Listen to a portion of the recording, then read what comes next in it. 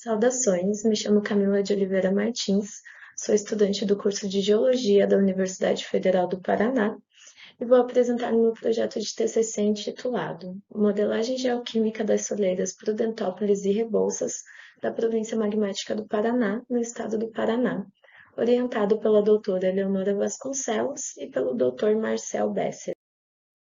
O objetivo geral do projeto é a modelagem geoquímica das soleiras Prudentópolis e Rebouças, e os objetivos específicos são caracterização petrográfica, caracterização geoquímica e caracterização da química mineral.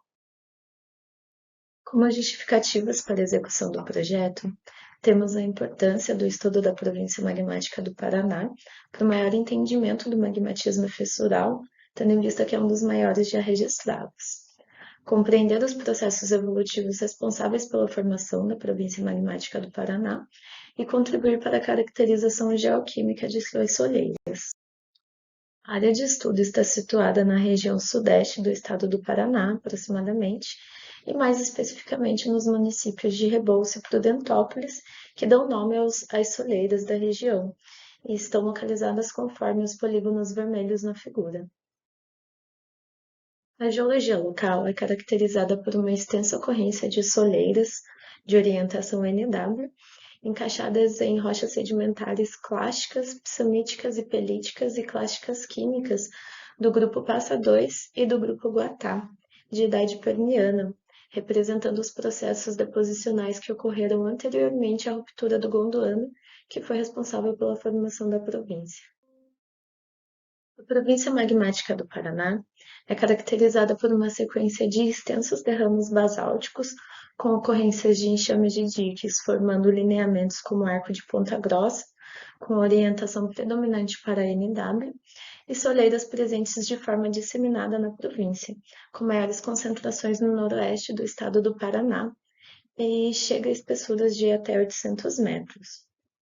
Bom, os eventos possuem idade cretácea, sendo de 130 a 132 milhões de anos para os eventos intrusivos e 132 a 133 milhões de anos para os eventos vulcânicos.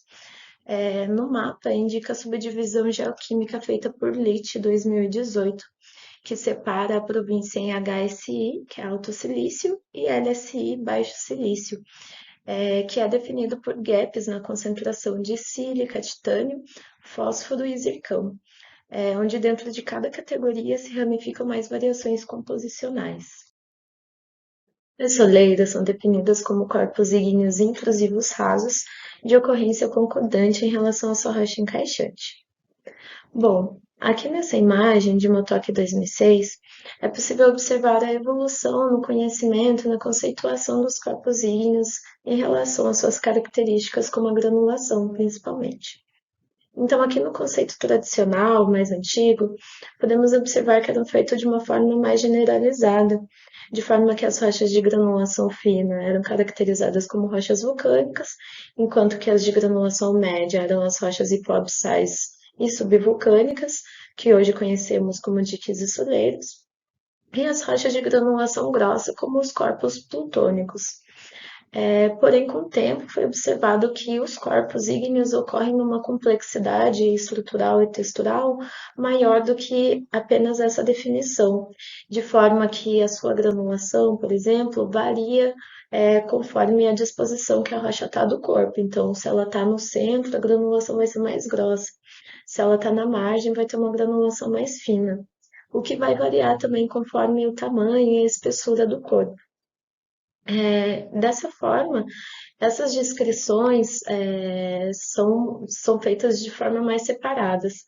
Então, a caracterização da granulação são utilizadas mais em descrições petrográficas, interpretações petrográficas, e o conceito de corpos vulcânicos, corpos plutônicos, é mais utilizado em conceituações regionais, com mais informações. Bom, aqui à esquerda, temos um mapa com as soleiras da província magmática do Paraná encaixadas na formação Irati. Dentre elas estão as soleiras que são alvo de estudo desse projeto, que são as soleiras de Rebouça e Prudentópolis. E a mineralogia delas é composta basicamente por labradorita, augita, magnetita e ilmenita, tendo quartzo e apatita como acessórios. Em menor quantidade, tem os minerais secundários, que são biotita, clorita, hornblenda, argilo-minerais, carbonato e epidoto. E com relação à sua geoquímica, no diagrama de Taz de Lemaitre, as rochas foram classificadas como basaltos, traquibasaltos, traquiandesitos basaltos e traquiandesitos. Os materiais e métodos necessários para a realização do projeto se iniciam com o levantamento bibliográfico, utilizando os projetos existentes sobre o tema e informações disponibilizadas pela CPRM, a descrição petrográfica, utilizando lâminas delgadas e microscópio petrográfico de luz transmitida. Em seguida, a organização dos dados de análise geoquímica, caracterização e modelagem geoquímica e a caracterização da química mineral, utilizando os dados das análises geoquímicas já pré-existentes, o software Rhyolite Melts, versão 1.0x para Excel, e diagramas geoquímicos. Em seguida, será feita a comparação e interpretação dos resultados com os resultados das modelagens e da caracterização. Para o levantamento bibliográfico, é feita a leitura e revisão de trabalhos anteriores sobre a província magmática do Paraná, principalmente, porém também abrangendo outros corpos ígneos, e com foco nos trabalhos de caracterizações e interpretações e modelagens geoquímicas de rochas básicas. Então, aqui são alguns dos artigos utilizados no projeto como exemplo. Na descrição petrográfica serão utilizadas 13 lâminas delgadas, sendo 9 lâminas da soleira de Prudentópolis e 4 da soleira de Rebouças. Será utilizado o microscópio binocular de luz transmitida, disponibilizado pelo LAPEN da UFPR, e as lâminas também já foram disponibilizadas pelo projeto da CNPq, que será citado aqui.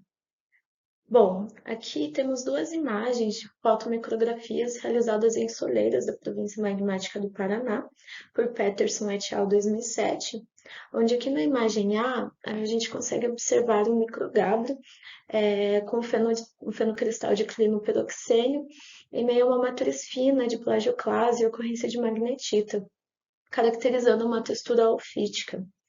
E aqui na imagem B já vemos uma granulação mais fina, caracterizada como um basalto, de textura intergranular, com cristais de clinopiroxênio arredondados intersticiais aos cristais de plagioclase. A caracterização geoquímica será realizada com os resultados da análise de fluorescência de raio-x, onde nos dá os teores de óxidos, que são os elementos maiores, e os elementos traços. E serão utilizados alguns diagramas geoquímicos, como os diagramas R1-R2 de La Roche e o diagrama TAS de Lemaitre, onde esses dados serão plotados e interpretados.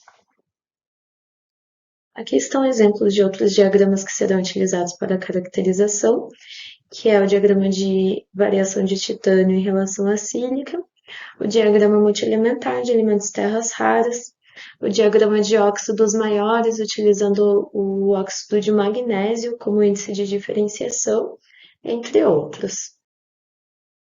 Para a modelagem geoquímica, será utilizado o software Rhyolite Melts, versão 1.0.x para o Excel, que foi desenvolvido por Gui Orso. Ele tem o objetivo de investigar a cristalização e fusão em sistemas magmáticos.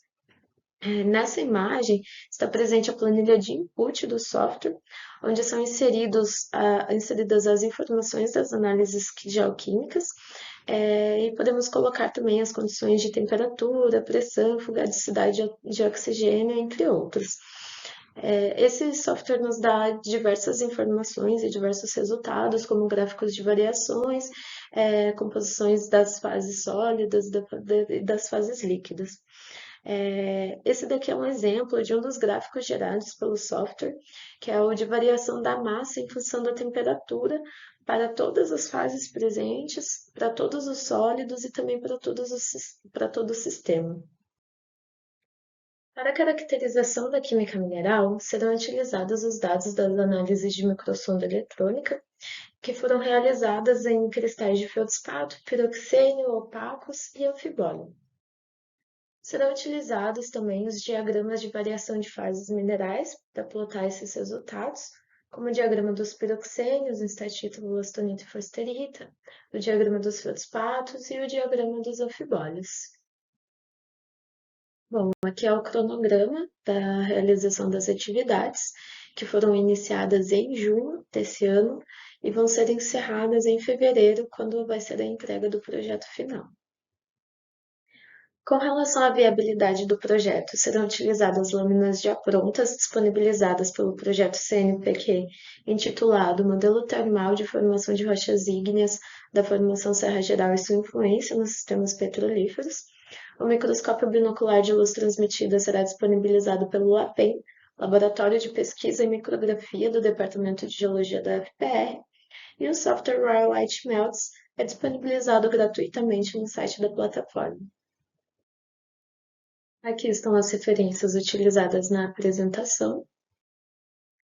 Agradeço ao CNPq, especificamente a este projeto, que disponibilizou os materiais, as análises, os resultados das análises químicas e as lâminas para poder desenvolver o projeto.